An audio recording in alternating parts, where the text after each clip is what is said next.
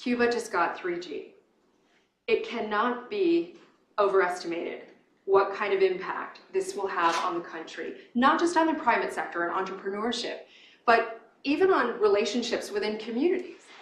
The reason why I mention the internet is because the internet is a bit like a genie in a bottle. It's very difficult to take back the internet or take it away.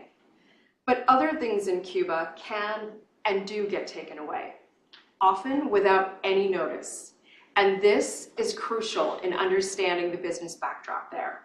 The volatility derives not just from the relationship with the US and the US's foreign policy. It comes down to Cuba's very own domestic policies, its relationship with its own people, its efforts to exert control and maintain those modest reforms with the singular socialist system. The government suspends licenses for new restaurants in Havana, adds tougher regulations for existing ones. Later, there's a 16-month freeze on new bed and breakfasts and restaurants. This has had a huge impact. There was this big building boom.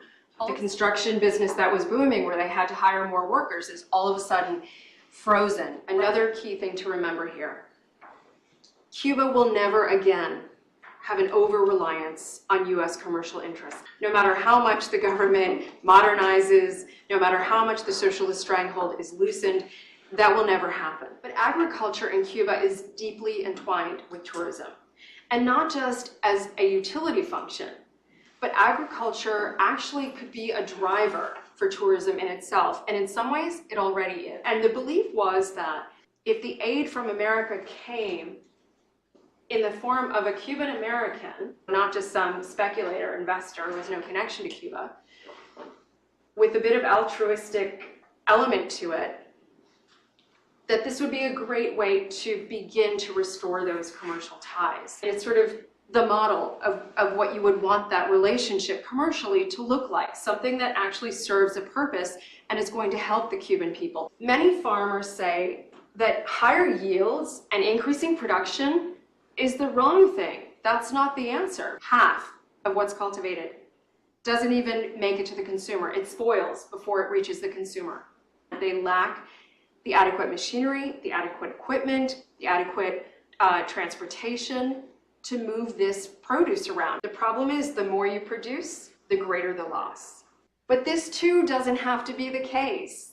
Many farms, including the two that I visited, are in very close proximity to the special economic zone, the port of Mariel. All they need to do is set up the appropriate refrigeration and storage facilities, and that could improve domestic distribution, that could facilitate export. Cuba has a rich history of innovation and achievement in medicine. Castro took a very, very aggressive approach to preventive medicine. There are two areas under this umbrella with the most potential for growth, and that's medical tourism and pharmaceuticals. So if we start with pharmaceuticals, the most publicized drug is a drug called Simovax. This is Cuba's big play.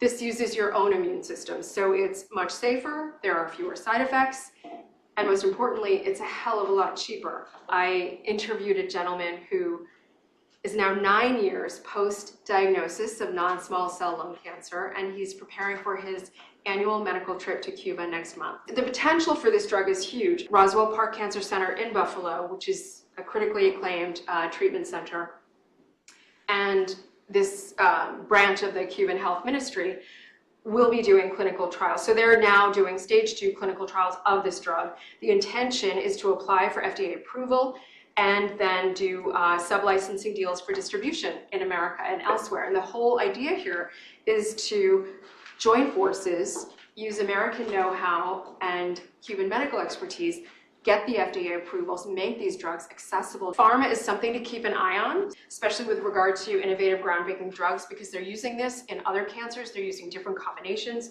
They're testing 3 other immunotherapies, so it's not limited to this. It's an area to keep an eye on, but I think growth is going to be very slow. I think they are very good at medical tourism is the other area that's really ripe for growth. The focus is on results. So what's the outlook? The number of people traveling for medical treatments to Cuba is stagnant and has been for some time. Meantime, medical tourism globally is growing. Why is Cuba stagnant? There's increased competition. They are doing big business in Mexico and Thailand, where they're employing Western trained staff and doctors. They have superior customer service, and they have luxury amenities. But here's the thing, Cuba's approach and its techniques are unique, and it's why patients come back, because it works. It's going to take a change in US administration, of course, because only when that relationship is positive can things really flourish. But it's also going to take a proper and full regime change in Cuba. And as we know with other emerging markets, that can take a generation.